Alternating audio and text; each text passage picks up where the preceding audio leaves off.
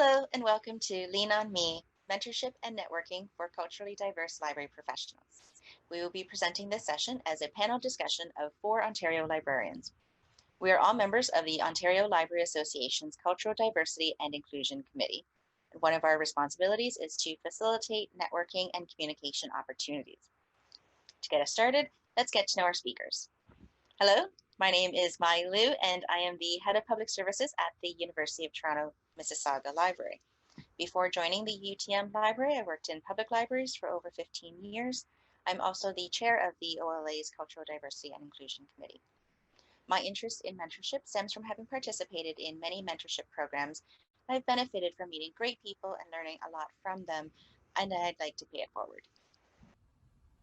Hi, my name's Valentina Lee, and I graduated with my MLS 3 years ago, so I'm still an early career librarian. I just started a new position as a health sciences and STEM research librarian at University of Ottawa, but I started my library career at Sinai Health in Toronto. Since becoming a librarian, I've been heavily involved in committee work.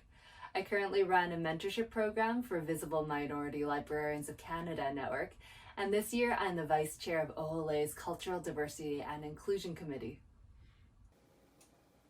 Hi, my name is Suzanne Fernando, and I am a Senior Services Specialist in Children's Services at Toronto Public Library.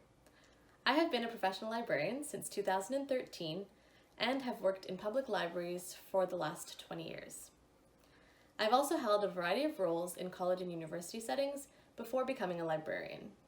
I've had great mentors both in the library world and outside of it, and I hope today's presentation will provide you with some great examples and resources to support you in your own library career. Hello, my name is Eunice Rodrigues, and I have been with the Toronto Public Library for 10 years.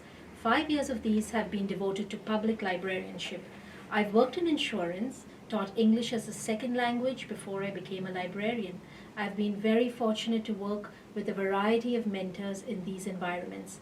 I'm passionate about languages, and I can speak 3 fluently. And now that those introductions are complete, I would like to begin with the land acknowledgement. We acknowledge that the land on which our Ontario Library office is located is the traditional territory of the Haudenosaunee, and most recently the territory of the Mississaugas of the Credit First Nation. The territory was the subject of the Dish with One Spoon Wampum Belt Covenant, an agreement between the Iroquois Confederacy and the Ojibwe and allied nations to peaceably share and care for the resources around the Great Lakes. We also acknowledge that wherever we are as OLA members gathered in the province of Ontario, we are meeting on the traditional territories of First Nations peoples. For those of us who are settlers, this recognition of the contributions and historic importance of the Indigenous peoples must be clearly and overtly connected to our collective commitment to make the promise and the challenge of truth and reconciliation real in our communities and in our union. It also must be directly connected to our commitment to work with others to bring justice for murdered and missing Indigenous women and girls from coast to coast. We realize that some of you may be joining the conference from outside the Greater Toronto Area. To learn more about Indigenous groups in your community, visit native-land.ca. Thank you. Thanks, Eunice. We just want to let you know that our presentation is pre-recorded, and we will be here in the chat. We look forward to interacting with you, so feel free to ask questions or share your experiences in the chat. If there are accessibility needs, a transcript of the video will be made available as well as a resource list. To start off the panel discussion, our first question is, why is mentorship important? Well, mentorship is important because through mentorship, you're learning from other people's experiences, and often you'll learn things that you wouldn't learn about through official channels. When you start in a new organization or take on a new role in your organization, you'll likely undergo orientation and training. The information that's shared in the training will help you learn how to do what you need to do, and mentors will help you understand the organizational context in which you're working. Organizational context can help you learn who the key players and the stakeholders are, how to communicate effectively and strategically, and how to navigate the culture, politics, and power dynamics of an organization. A mentor can play many roles. They can be advisors to provide suggestions and advice. They could be guides, someone who knows the organizational culture, who can guide you through the right course of action, a coach who can help you reach the answer yourself, or a soundboard to just listen and bounce off new ideas or to vent to. I could not agree more. Mentorship helps with discovering and acknowledging gaps, developing leadership, and nurturing creativity. Now, do you know that data suggests that employees are more likely to stay with an employer when participating in a mentoring program? Mentor mentee relationships that have developed over time increase confidence. It promotes mental health and mitigates stress and anxiety while navigating through a career. Besides expertise, this partnership can provide a much needed opportunity for listening and giving feedback. Mentees and mentors have the benefit of learning from each other's experiences of past failures and successes to create a roadmap or a plan which can define a path forward and provide much needed direction. Mentorship has provided me with opportunities to learn from leaders in my field and gain a better perspective on my own plans and direction of where to go in my organization. Networking with professionals within my organization has given me the opportunity to understand roles that I'm interested in a more fulsome way. I've spoken to colleagues about positions I'm interested in by reaching out and asking to connect. I've asked for feedback after interviews from those I trust in order to gain valuable observations of my strengths and weaknesses. And building relationships with mentors in my field came fairly natural to me, as I do love to talk and connect with others. So while this may not feel natural to everyone, I encourage you to step out of your comfort zone and give it a try. In terms of being a mentor myself, for 3 years I was a mentor to graduating undergraduate students at my alma mater. This was a wonderful experience where my mentees and I met in person and talked over email and over the phone about any questions they had or feelings they had about graduation. Not only was I able to help these mentees, but as a mentor I felt very energized and excited by their future plans. It was a great feeling to root for them, and I'm sure it benefited them to have one more supportive person in their corner. It was also a great experience to find that I could be mentored by my mentees. Our next question is, why is mentorship important for culturally diverse library professionals? For culturally diverse library professionals, mentorship is very important for people coming up in their profession to feel that there's a place for them. A sense of belonging and sense of possibility is the spark someone early in their career needs to propel them to continue to succeed and to seek the opportunities that are best for them. I agree, Suzanne. I'd also add that ideally, mentorship ensures fair and equitable treatment in the mentor-mentee relationship, regardless of factors such as gender, age, sexual orientation, race, or ethnicity. Mentors can be advocates of equity and diversity in the organization. They can provide encouragement and reduce barriers that might exist for culturally diverse staff. Lack of mentorship is often cited as a challenge among visible minority librarians, so I was motivated to help revive a mentorship program through the Visible Minority Librarians of Canada network, also known as VIMLOC. This mentorship program is for librarians who identify as Black, Indigenous, or as person of color, so we can support each other. We've run a few sessions and we're able to connect dozens of library professionals across Canada. In our follow-up survey, the mentees said that the program was helpful and that they're likely to mentor in the future. So the act of being mentored means that we're creating more future mentors, and hopefully this will create an impact in our presence in the profession. From our feedback, participants thought that the most satisfying aspect of this mentorship program was the connection you develop from relationship building, being able to share experiences, as well as the ability to meet other visible minority librarians. To explore our own personal experiences, the following question is, how has mentorship impacted your career? So for me, when I was first starting out after graduation, I reached out to a librarian that was in the health sciences field that I wanted to be in and had also written papers on diversity in the profession. I emailed her asking her to mentor me, and although she's been quite busy, she's been there for research support and is the reason I got so involved in VIMLOC. Another person I also consult with is a formal mentor I got through the VIMLOC program that I run. Although she's not a visible minority, she contacted us as an ally and offered her help. She was able to review my CV, help me navigate the hiring process, keep an eye out for job opportunities for me, but most importantly, give advice and encouragement. After the mentoring session ended, we've still kept in contact and we're now working for the same institution. As a new employee, I feel like I can go to her for advice or questions about work since she's already established as someone I can trust. With these mentors, I've built a support system as I go through my career. Many people along my journey have impacted me in my career. Before I worked in libraries full-time, I also worked in post-secondary settings.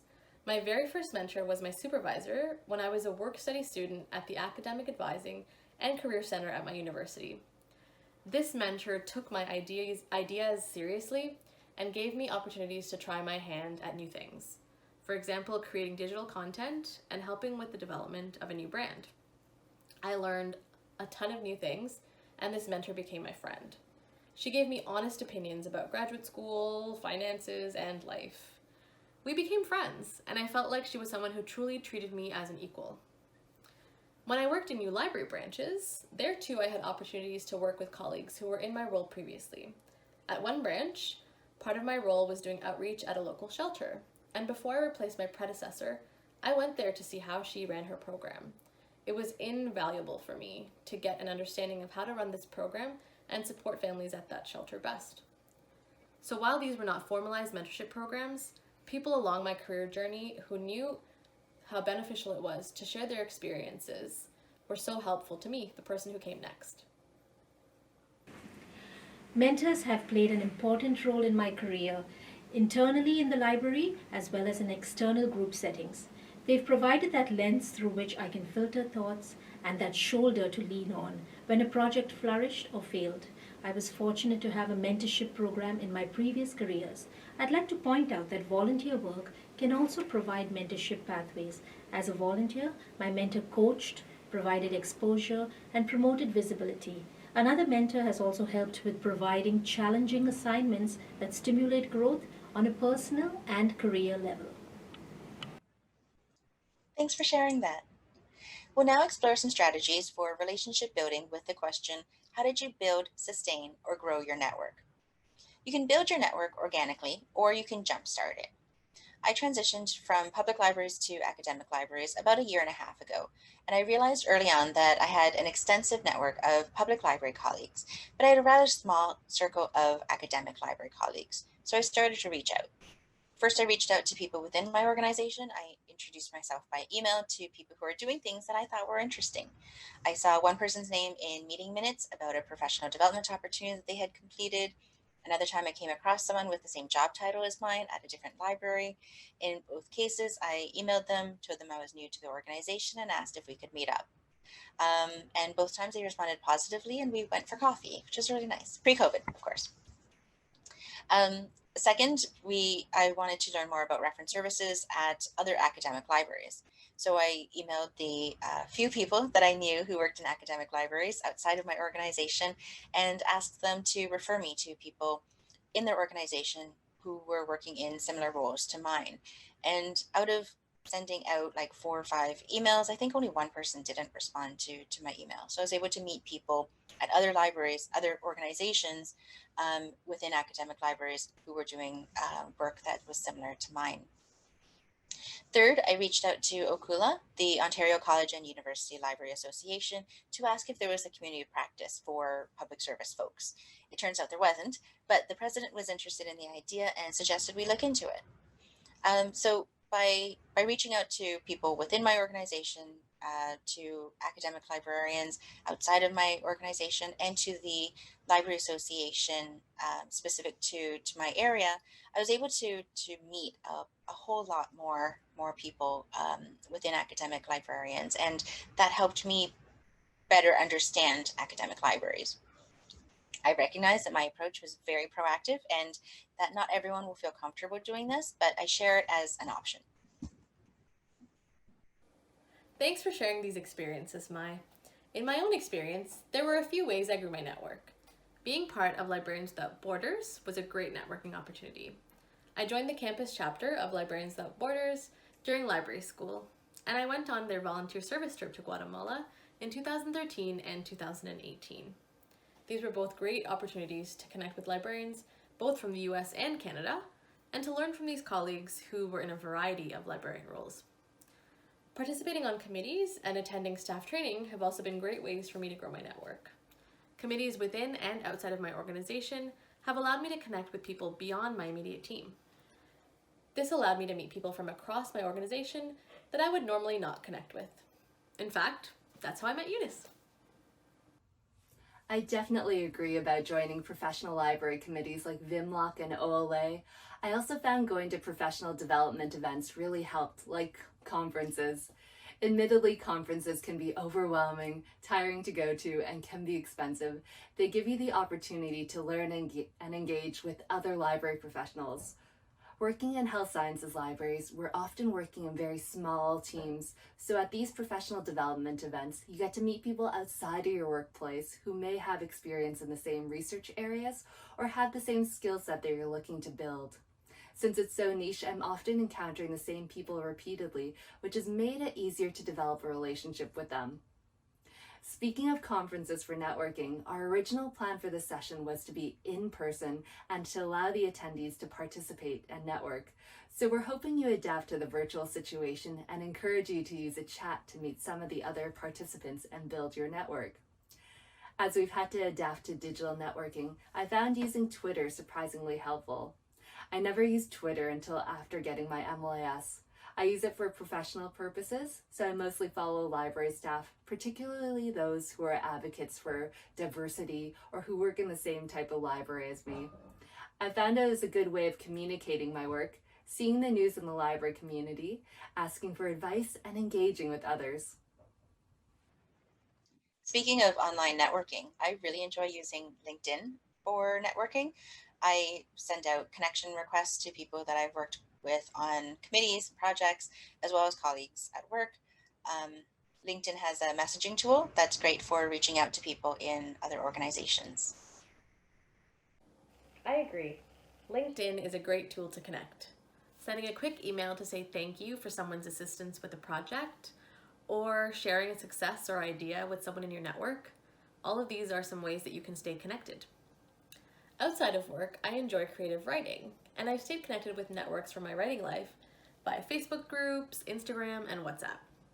Interestingly, these connections have often connected to my work as well. Publishers, authors, and writing facilitators have often shared resources that are relevant to the work I do. It's win-win. Our next question is, how has relationship building played a role in your career? The library world is quite small, and it sometimes feels like everyone knows everyone else. We make an impression when we are at work, and sometimes your reputation can precede you. Ideally, you want to make a good impression, build a strong reputation, so that people will speak well of you. In her TED Talk, Carla Harris discusses the importance of having a sponsor, someone who will help you progress in your career. We have all had the experience of having someone who knows our work advocate on our behalf.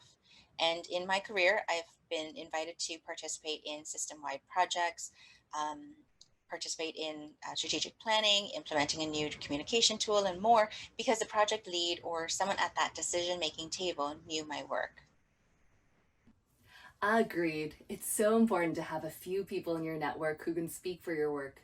Recently, I asked the co-chair from the VIMLOC network as a reference for the job I have now. Although we've only met in person once at a conference, we've had lots of online group meetings together.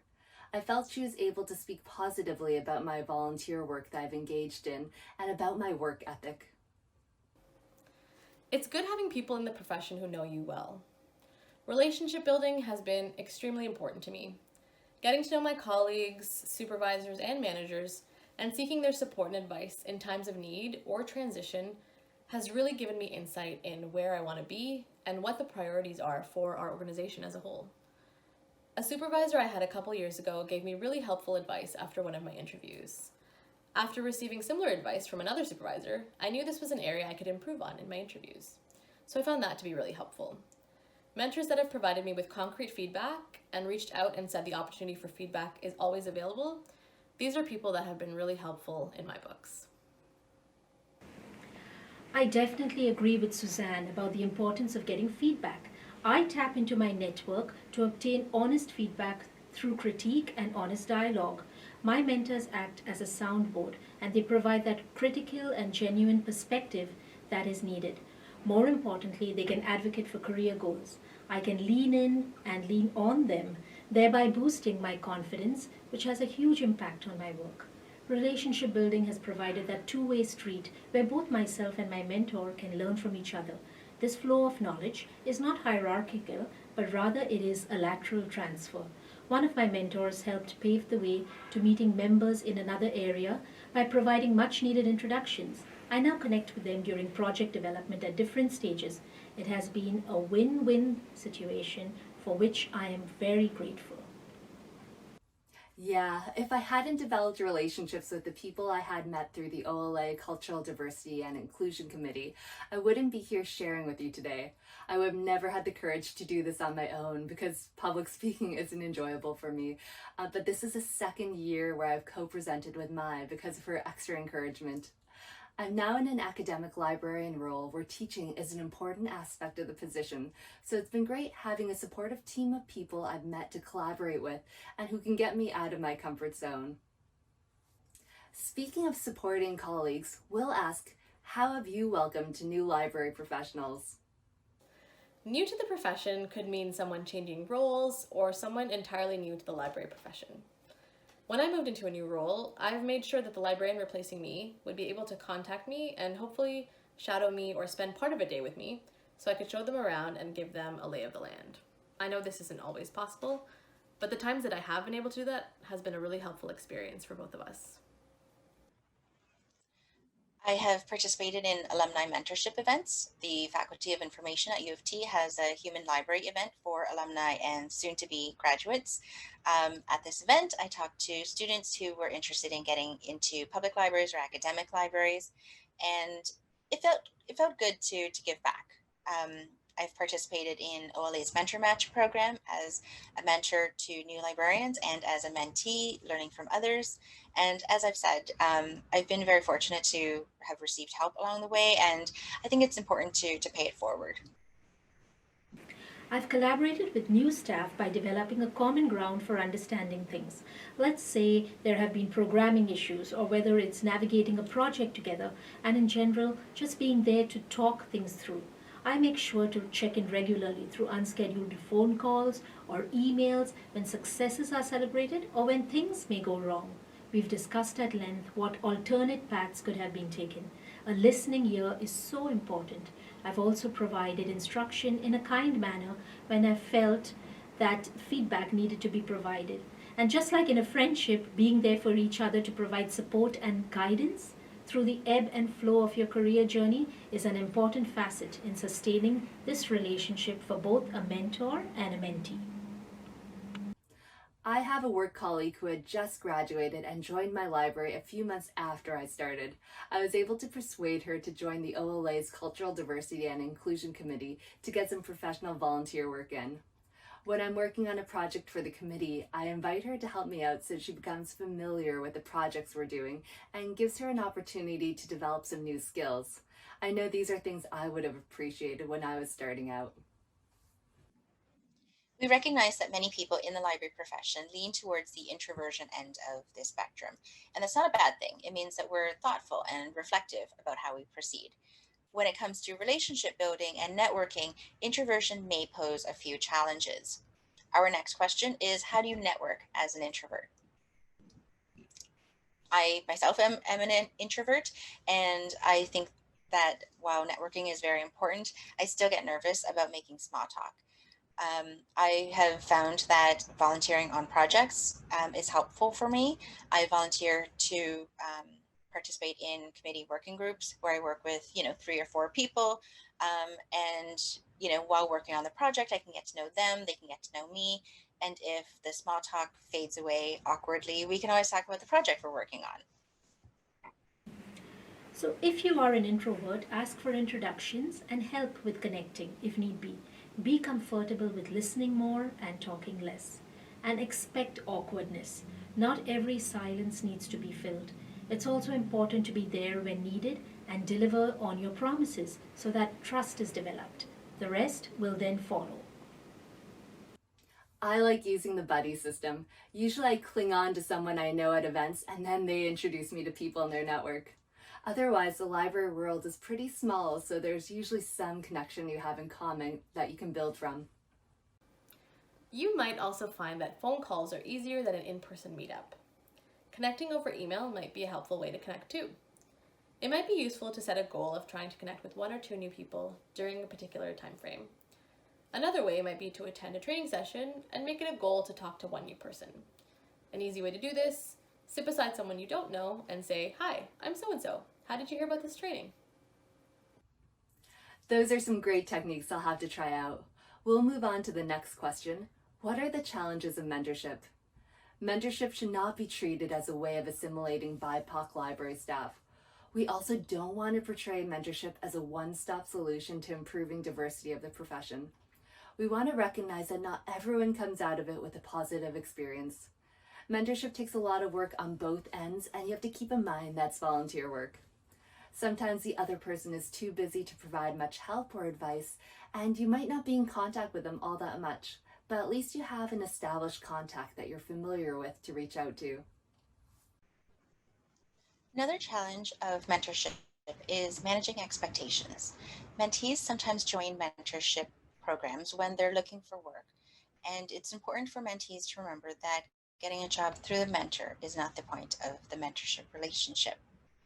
In this presentation, we've talked a lot about relationship building, and like any other type of relationship, mentorship is about finding a connection. Pairing up people for mentorship is not perfect. If you find yourself in a mentorship relationship where the connection doesn't work or where you don't feel heard, find yourself another mentor. Great points, Mai. I also wanted to mention that one mentor may not be enough. It's important to have mentors with varying areas or levels of expertise. One of my mentors excels in planning, another on programming issues, while another provides a much needed perspective on what leadership truly means. The challenge is to be able to find multiple mentors that are willing to support you in your career. What are some resources that have supported your career growth and development? Please add in the chat any resources like books, podcasts, speakers, authors that you have found helpful to share with the group. We compiled a list of the resources that we found most helpful, and they'll be shared by each of us. I really appreciate having the Vinlock Network as a resource. Since I'm on the subcommittee, I get a different experience than if you had just followed our website or social media. However, if you join the listserv, you'll see announcements for conferences, webinars, and other events that have an equity, diversity, and inclusion aspect for information professionals. I wouldn't have heard about some of these events from other listservs I'm part of. Alternatively, We Here is a private space for BIPOC library staff on Facebook, but it's primarily an American audience. People share advice, offer work opportunities, and links that are useful.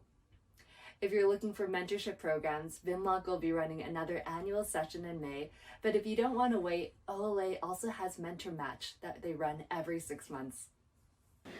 I've been reading books by Simon Sinek. He is a British-American author and inspirational speaker.